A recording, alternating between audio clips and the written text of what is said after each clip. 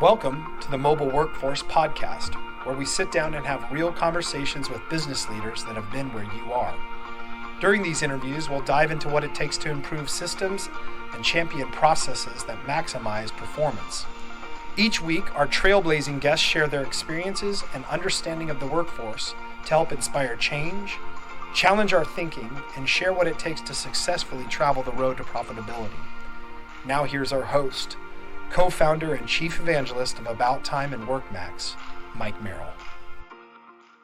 Hello and welcome to the Mobile Workforce Podcast, sponsored by About Time Technologies and WorkMax. I'm the host, Mike Merrill, and today we are sitting down again with Cody Rich. Cody is a serial entrepreneur who is the founder of Backcountry Fuel Box and also the Rich Outdoors podcast. And we had Cody on a while back on episode number 37. So if you haven't had a chance to check that one out, I recommend that you go back and give that one a listen.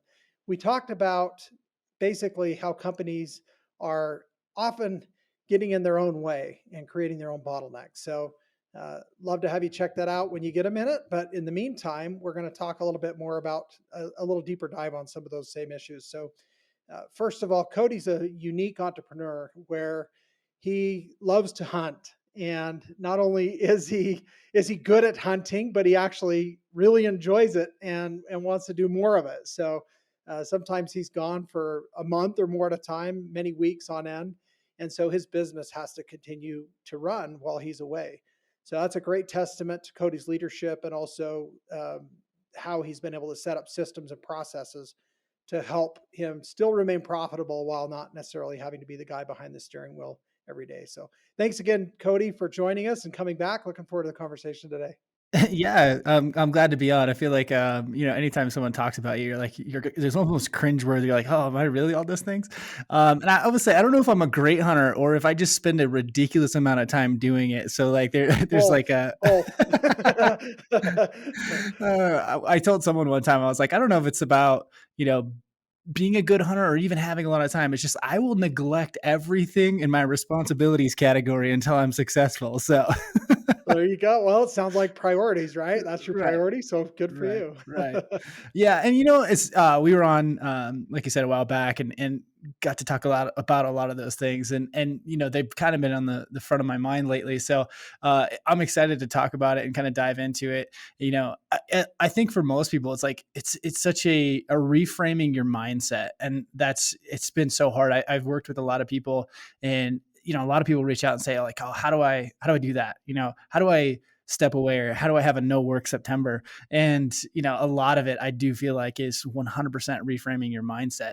And there's a lot of tactical advice that goes within that as well. And we'll dive into that, but man, you have to even start down that path, you have to reframe your mindset into being like, okay, I'm going to leave in September or whatever month you choose, like mine's a no work September, but yeah, and I remember on the last episode we discussed this, but it's like your employees, they need to know you're planning on being gone. Like I will not be here. So now I have to do certain things because Cody's not here to ask these questions, right? Right. It starts as a joke and then it becomes a threat. Right. Yeah, I like that. Well, and again, back to why we have you on. Your episode was very popular. A lot of people liked it. I heard even from our internal sales team, other people that are not necessarily running a construction business, but they found it applicable to life. Like, how am I a bottleneck in my own way in my daily life? So, I mean, before we get into some of the more specific points, what bleed over have you seen go into other areas of your life because you have continued to work on sharpening this skill? Oh man, that's a great question. And it comes from, when I say mindset, you have to get in that mindset of shifting into this like automation, right? And I think once you start doing that in your business, like you start doing it in life in general. And I don't want to be one of those people that just says you got to automate your entire life because like, what's the point of living life? It's like this automation, right? And you're just like going through the flows. But I will say like, you start to prioritize like what's important and what isn't important. And whether it's kids or work or your hobbies, right? Like you have to do those things. And I think the best example of this is like, for me, I spent most of my life trying to automate or systematize my my operations within businesses so I could go do the fun things. But now it's like I can do that to go hang out with my kid, And so for me, it's like how do I take my 2-year old on cool adventures? And those are pretty small, right? But I never want to get to the point where I work too much or there's other priorities over that, right? And so because I've spent, let's say, the last 10 years trying to automate my life to go hunting all the time, now it's actually like I taking a step back, and now I get to automate to spend time with the fam, or teach my kid, or to, make sure that that's at the forefront. So, life is about priorities, and priorities are ever changing or ever evolving, I should say. And so for me, before the podcast, we were talking like, oh, did you get a bunch of time off this year? And, I took about 50 days this year to hunt, which is really good, but it's nowhere near what I used to be. Well, a lot of that is because like nowadays, like I can go hunting, but I can also just hang out with my kid or go do fun things with him. I took my 2-year old on like 3 different pack outs, and he's obsessed with hunting, and we spent a lot of time in the woods. But there's also days like, him and I just go to like the rental equipment place and walk around and check out, cool equipment and things like that. So, like once you start down this path of like being able to systematize and automate, and building a team around being successful and not just you being, driving the wheel all the time, it allows you to do so many other things. And, for me, a lot of that could be whether it's hobbies like hunting, the kids and priority of family life, but also like being able to move the entire company forward. Like now it gives me time to stop and think. And, that's a huge piece of it. Yeah, biz dev, like other initiatives that you never could get to because you were too busy in the trenches, literally. And uh, love that. Love that. Yeah, so many people, I mean, there's like the classic saying, like, are you working in your company or on your company? And like, we're all guilty of this. Like, we all get stuck putting out fires, or trying to keep customers happy or clients happy or those things. And like, I'm not saying that ever goes away. Like, it's really easy to sit on your high horse if you've never done it and be like, oh, well, just automate that, like from the hunting perspective, it's like, oh yeah, you just sit there and a deer walks by. You're like, oh, it's pretty easy, right? Like, no, well, that's not really how it works. And, people will argue that within hunting or within business and say like, oh, well, yeah, easy for you to say, but my business can't, or my business can't do this. And like, trust me, I've been there. I've seen a lot of, of those classic, like, oh, if you just do this, you'll be successful. And you're like, apply it to your business and it doesn't work. Right. And so, it's just like, it's an ebb and flow. Yeah, so I remember and I don't want to rehash the entire episode from last time, but we talked about giving credit to your employees, basically giving them a line of credit to make certain levels of decisions. I love that. I mean, heard so many comments from people saying, "Wow, I never thought of it like that." It's actually been helpful, and so maybe talk about why that kind of management and leadership is so important, and what it does to allow you to start stepping away and have that freedom that you just couldn't have before. I always say, this goes into who you hire, how you hire. And this is like why I ask about how deep we want to go into this. And this is something I'm working on currently in my own businesses, and rehashing out and kind of fine tuning and tweaking. But when it comes to employees, like we all tend to think that money is the big driver. Like we just got to pay them enough, and then they'll stay, right? Like it's so cliche, and it's the easy fix for the most part, but it's not really what works, right? It turns out like humans, like, yeah, they may come for good pay or they may stay for good pay, but that's not ultimately what makes them a integral part of a team. Like they need more than that. And it's, pretty simple human behaviors that they need purpose. They need a reason. Humans or people want to be a part of a team. They want to be a part of doing something cool. They want to be a part of that. They want to feel like they have autonomy and have voice, right? Like these are fairly classic human traits that we all kind of overlook and say, well, God, I just can't afford to have good employees. Like, well, maybe there's other pieces that we could add to this, and not just, how much you can pay. Because at the end of the day, like we've all been there, like you couldn't pay me enough to work for a crappy boss anymore. It's not going to happen. And so like, how do we bring things around the environment to maybe to make up for what we can or cannot pay structurally wise, right? Like, so maybe we can't just afford to pay everyone $100,000 a year, right? But at the end of the day, if you can provide a really good work environment, you can provide meaning and purpose, you can give that person autonomy and make them feel like they're doing important things, then that's when you have like this team building, or you have people who want to stay, right? And so that's like the hierarchy of it. And for me, like the tactical version of that starts out with, they call it the $100 rule. I don't know if it's inflation or what, but I think I moved it to like a $500 rule very Yeah, quickly, right. because $100 rule is like, I don't know what, Yeah.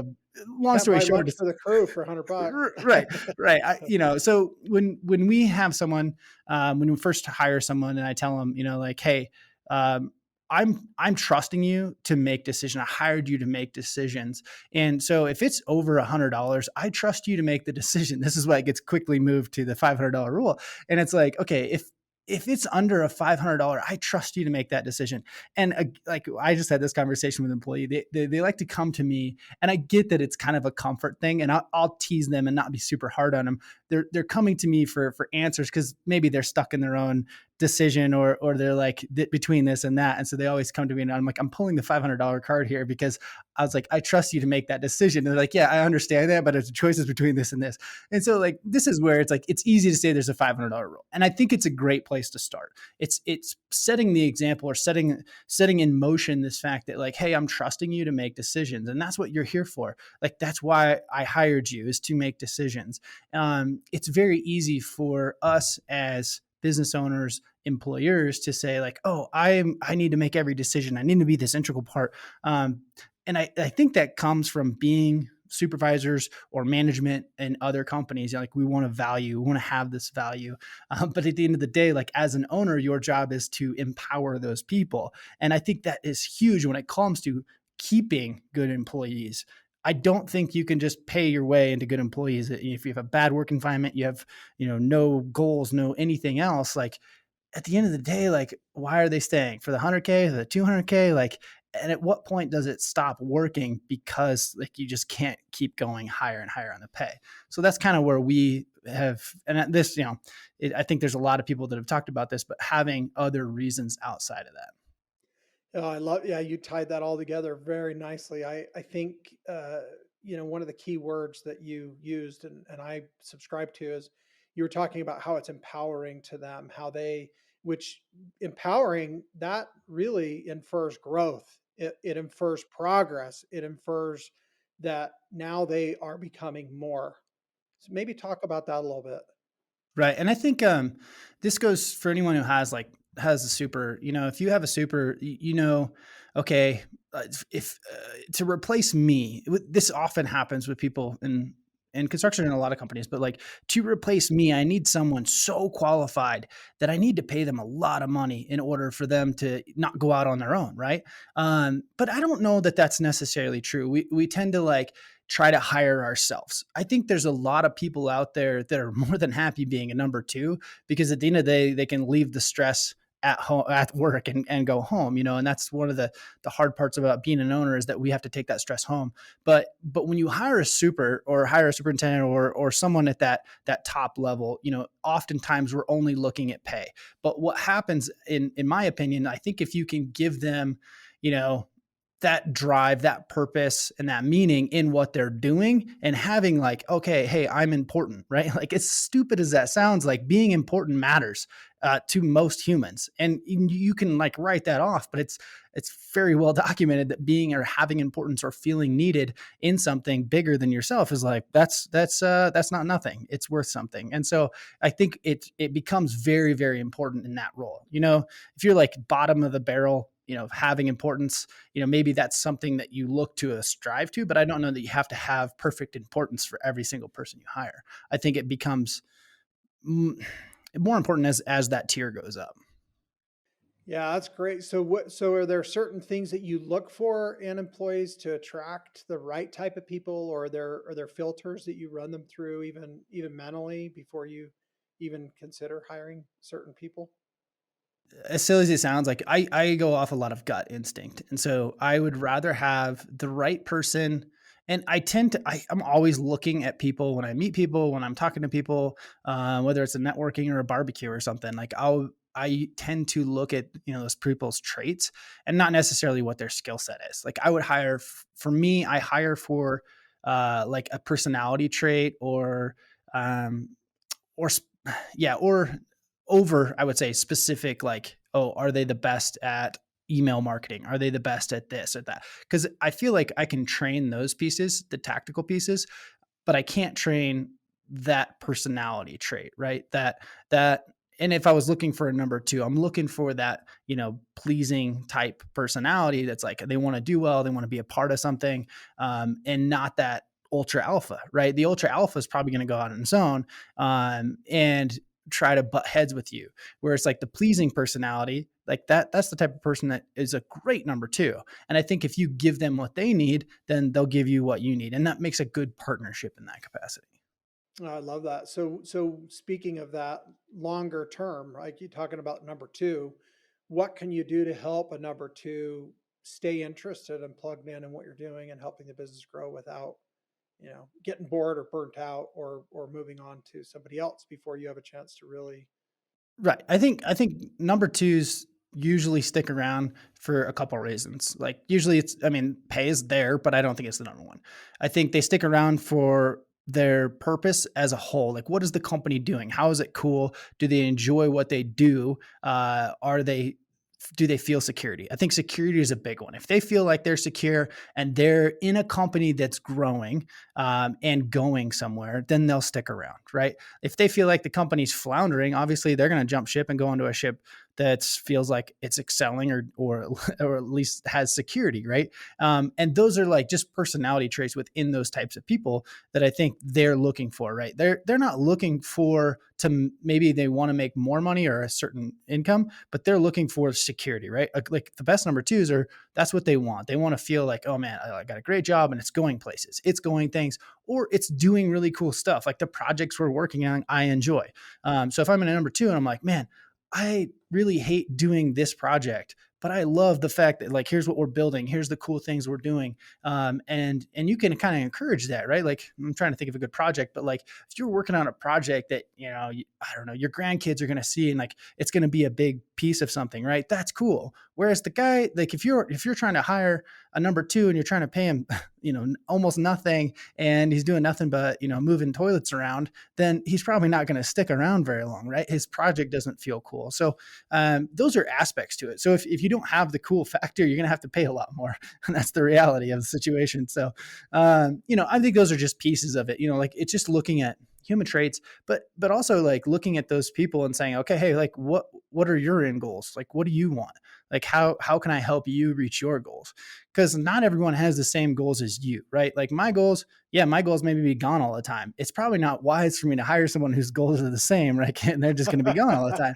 But if my goals are like, or if the person I hire, the number two I hire, if their goals are like, man, I want a fancy house and a fancy truck, and I don't want to have to worry where my next paycheck's coming from, then I know like, oh yeah, I got you. We can do that. I want to work on cool stuff. I want to build cool things. Like, yeah, let's do that. Like, that's cool.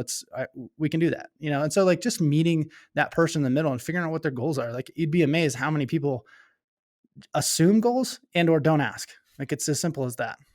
That's a great point. So as employers, it's critical to ask your employees, even in the hiring and interview process, and then going back and reviewing regularly, what are your goals? What do you want? What do you expect out of this? Yeah, you're going to get the paycheck as long as you're here and working hard. But outside of that, like what are your long-term goals and plans as an employee of this company? Right. And I think you have to have the reality that like if their goal is to use you as a stepping stone, that's fine. That's fine. And it may be a 5-year relationship. I think it's easy to get frustrated. Like I have employees like that, I know that their goals are bigger than what we're going to have to offer, but I want to be the best stepping stone for them as we can. And hopefully I get a good 5 years out of that relationship and, we're not churning and burning. But I think if you'd be surprised, you'd be really surprised at how many people say, yeah, well, here's my end goal and this is where I want to be. And a lot of people really like security and they have a hard time stepping away from it. And if you offer a really good environment, then you can usually keep them longer than they really wanted to, which I'm not saying like that's a good thing or a bad thing. Like I think it's best to try to help them move to where they want to be. And I think you're going to get the best out of the relationship.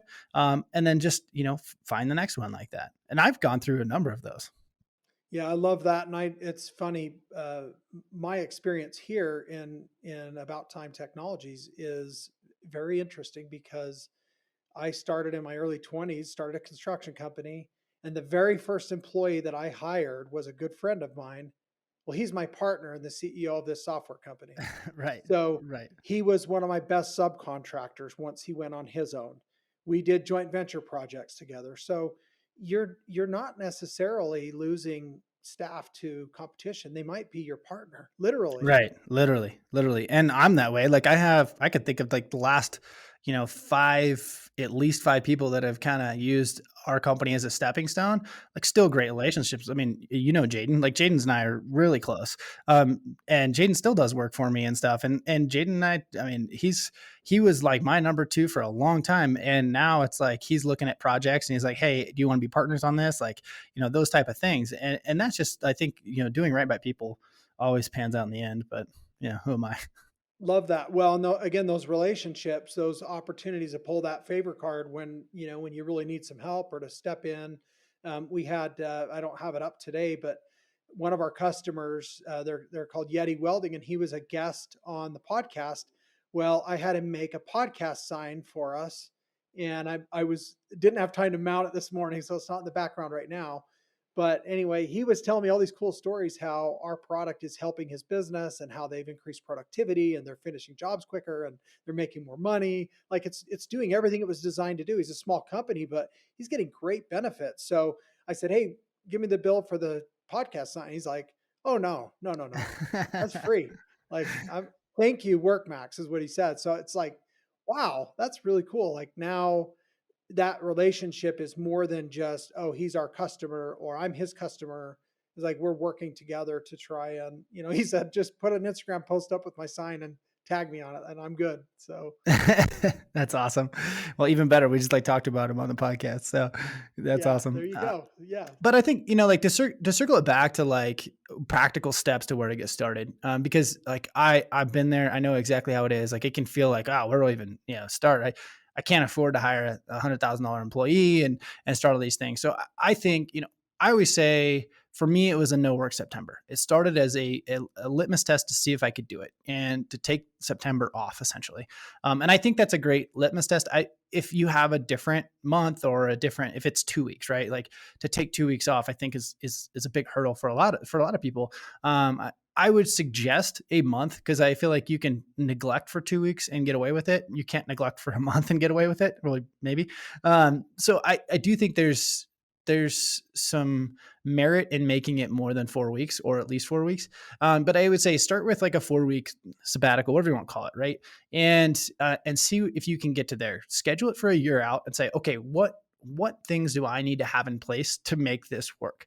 And if it's a matter of not scheduling a job, that's an option. But you should be able to run those things without you. So if like for 4 weeks, I am not going to be involved. What would have to happen in those 4 weeks for everything to go smoothly without me there? And then start basically breaking it down by category and saying, okay, from the admin perspective, what would need to happen? Like how is payroll going to work? How is, invoicing going to work and all those things? Like those are super easy. And the tools today are just so much better than they used to be. And I think from the admin perspective, like that's just a great start. And all of those tools are readily available to replace you from the admin perspective. And that's an easy one to start with. Right. And then, let's say, I say product fulfillment, right? And so whether you're a service industry, whether you're, whether you have a product you actually deliver or whatever, like how do we take care of product fulfillment? Because that's like the next most important thing is like we have to actually get our product or our service executed well. And so like what would it take? And then, as you break down these categories, let's say it takes you 2 months for each category to really get them figured out. And now at the end of 12 months, you're like, okay, I'm ready to go on my like first 4-week litmus test and see if it works. And newsflash, it won't, right? Like there's going to be problems. And then you go back and readjust. And that was me for a lot of years. It was like, okay, I'm leaving for September. And I'd get 2 weeks in and then I'd be on the phone and like dealing with problems or, Melissa would call me and be like, oh, the world's on fire. You need to come back. And, and that's just the way it goes. But it becomes a constant, like, how do I keep making this a little bit better and a little bit better each year. And if you really wanted to push it, you could say every 6 months, right? So I got 6 months, I'm going to go on a 3-week vacation. In 6 months, I'm going on another 3-week vacation. And that's a good time to like, okay, how do I get there? How do I align these pieces to make that possible? Yeah, I love that you're talking about going back and measuring that thing wherever that breakdown was. Like, okay, now I can solidify that and shore that up. And now you're one step closer to having that 3 weeks or 4 weeks off next time without a problem, right? Right. And I like scheduled tests because what it does is gives you a timeline. I don't think it's not as responsible to say, okay, well, I'm just going to leave, and see what happens, and then I'll fix it when it gets back. There's a lot of truth to that. There was one of my good friends, I might have told you the last time, but he was a plumber, and I remember we went to Alaska, and I was like super stressed about stuff that was going on. I still had a job at the time, and he's like, that all the problems will be there when you get back. Like, you got to just leave sometimes. There's some merit to that. Like, there's the right mindset behind that, but to me, it's like, okay, how do we prep for these things and make sure we're going in the right direction? And because that creates sustainability. That's something we can do more often, whether it's twice a year or once a year. That's something we can actually do. You can only neglect for so long before like those things start building up. And so a on the mindset, maybe a C- on execution. So, like that's why I try to like plan them out and say, okay, I'm gone this time. What needs to happen for me to be able to be on? I love that. I think one of the other things too is what steps and processes or systems are unnecessary, what are extra, what's fat you can trim off of what you're doing today to maybe alleviate some of those things, right? You have any examples or thoughts on that? Right. And I mean, that's getting into like the 80-20 principle. And, I think everyone could sit down and run through their own 80-20. And there's a great book on this if you want us to read the 80-20 principle, but, sit down and say, okay, what 20% of clients or products are we producing that's creating 80% of our revenue? And what happens because oftentimes this is what it is, like 20% of your clientele is producing 80% of your revenue. And so how do we go and flush out the 80% that's kind of wasted, right? How do we start firing clients? And that sounds really hard to do, but like instead, how do we, let's fire one client and add one more that looks a lot more like our 20%. So like now it's like, instead of like, oh, we got all these clients, and there's 20% of your clients that are eating up 80% of your time. Start firing those clients and start adding clients that, are in the 20 category where, they're the 20% that make up 80% of your revenue. They're the ones that don't have questions, that don't ask for custom. They're the ones that just pay their bills on time, right? Like they're the ones that aren't eating up most of your time. Yeah, they're not your headache, right? Right. Right. And that's really hard to do. To be honest, like you're trying to keep everyone happy. But not everyone's the same. Not every customer is the same. Not every client's the same. And I think it's really important to kind of reevaluate your 80-20. And even for us, like in product businesses, right? We could easily say, okay, what 80% of our products or what products in our line are creating more hassle than they're worth, right? Or creating more customer service things. This is often happens is like you'll have a product and you never really notice it, but a product is creating more customer service issues than any other product. And you're like, well, why do like this is, yeah, it's making a good portion of revenue, but it's also creating as much work. So is it worth it? And so repivoting and pivoting your business until you kind of fine tune that. Yeah, I'm glad you brought that up because it made me think too. I mean, it's the same with your staff. There Oh, are people within 100%. your organization. I don't care if you got 10 guys or 100 or 1,000. Like there's a percentage of people that are actually holding your business back and slowing you down and getting in the way and muddying up the water for the other 9 out of 90%. Right. And a lot of times, you may have one person that, man, they work really, really hard, but culturally they're not even like hurting the culture, but they're not moving the culture to the culture you want. Like, right. Like maybe they're the ones that give you a hard time for being gone all the time. And like, yeah, they get stuff done, but they're the guy that's always like, oh yeah, the boss is always gone, always off playing or whatever.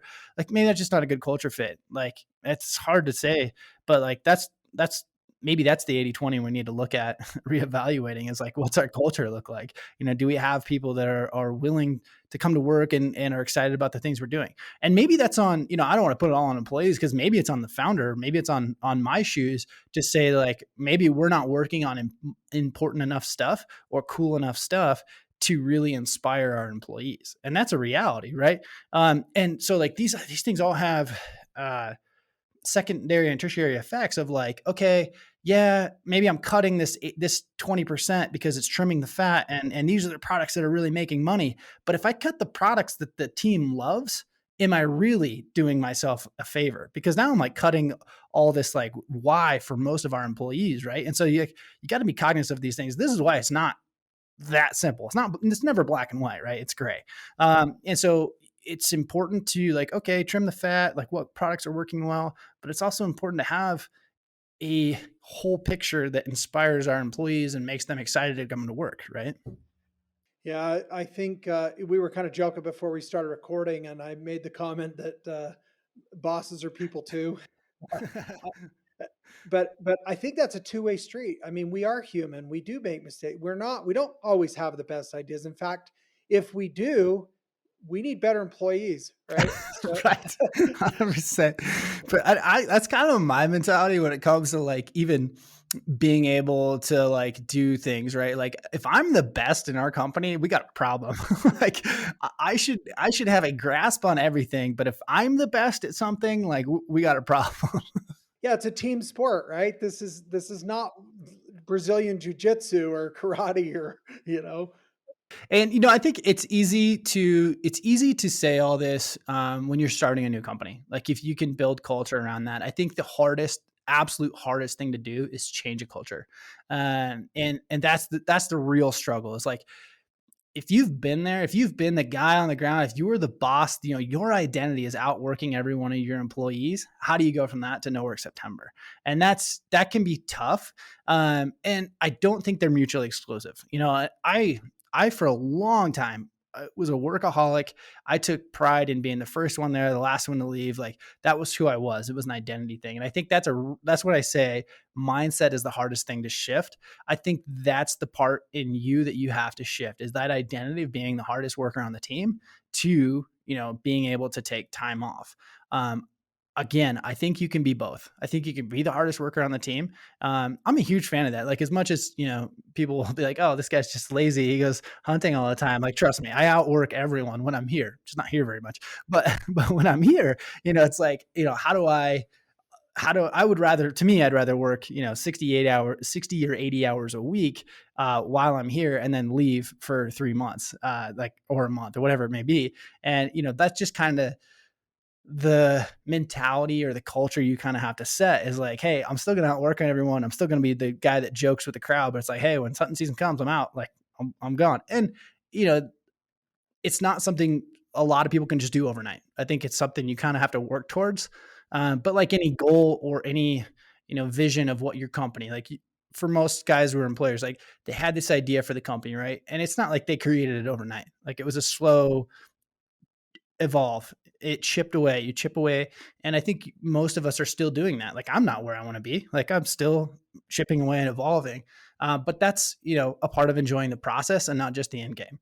That was a huge thing for me. It was like, okay, here's where I want to be. Well, I could work my face off and try to get there, but it may not ever happen. And so part of enjoying the process is like, how do we create a company that I want to be a part of so that when we get there, like I'm still happy, right? And if we don't get there, I'm still happy either way. You know. You said something there, and I know we're running short on time, but it really just hit me. We need to create a culture as business owners and entrepreneurs that we want to be a part of too. 100%. 100%. And most businesses fail within 5 years. I don't believe that's because there's some run out of money, but I don't believe it's because they run out of money. It's because they run out of like why. They run out of give a damn, right? Like for the most part, you get to a point as a founder where you're like, why am I doing this? This isn't even worth it anymore. And I'm just going to hang it up. Like a lot of businesses are successful, but you just get burnout, right? And I think the best way to avoid burnout is to create a company that isn't focused on the end goal, but it's focused on the journey. And to me, that's a part of like No Work September. Like if I'm in a company that's a No Work September, I'll gladly work my face off for 11 months out of the year. Yeah, you might get more than a year's production out of that 11 months because you're so driven to get to that time off, right? Right. And, employees the same way. Like I'm more than happy to let, whoever take, a couple of weeks off and go do what they want to do. And that's like, I just feel like if I'm going to do that, then I would rather provide that too. And just build that culture around that. Yeah, that's back to you're eating your own dog food there, right? You're setting the culture bar, and then you're also supporting your staff to have some of those same outside pursuits and enjoyments. So that's awesome. Well, man, such a fun conversation. We're gonna have to have you back on again down the road. Uh, we did, but it was good. It's a deep scratch. So tell, I guess, just to wrap up, if there was one parting word, I mean, we talked about a lot of great things, so many nuggets here, but to summarize, what would you recommend? I mean, we're in a new year. Hopefully we're, really poised and ready for busyness and growth that we haven't seen in a while. A lot of pent up projects and pent up people. What advice would you give? My advice, this may be against New Year's resolutions, but my advice for New Year's resolutions, new year, new you type stuff is that, start smaller than you think and accomplish first, because so many of us are like, you know what, this year I'm going to drop 100 pounds. I'm going to grow my income by $100,000. And when it doesn't seem like it's on track, we give up and we fall back. So start smaller than you think and just execute well on the small things. Oh, fantastic. Well, you're a stud, Cody. Thanks for coming on again. Look forward to doing it again down the road. Hey, thanks, Mike. Thank you for joining us today on the Mobile Workforce Podcast, sponsored by About Time Technologies and WorkMax. If you liked the conversation we had today, or were able to learn anything new or helpful, please make sure to follow us on our WorkMax page on LinkedIn and on Instagram at WorkMax_. And subscribe to the show on iTunes or your preferred podcast platform so you will never miss another insightful episode. Also, if you enjoyed the podcast, please leave us a 5-star rating and review and share the show with your friends and colleagues. Your support means the world to us and will allow us to continue providing impactful information with others looking to improve their results in their business and, in turn, their life.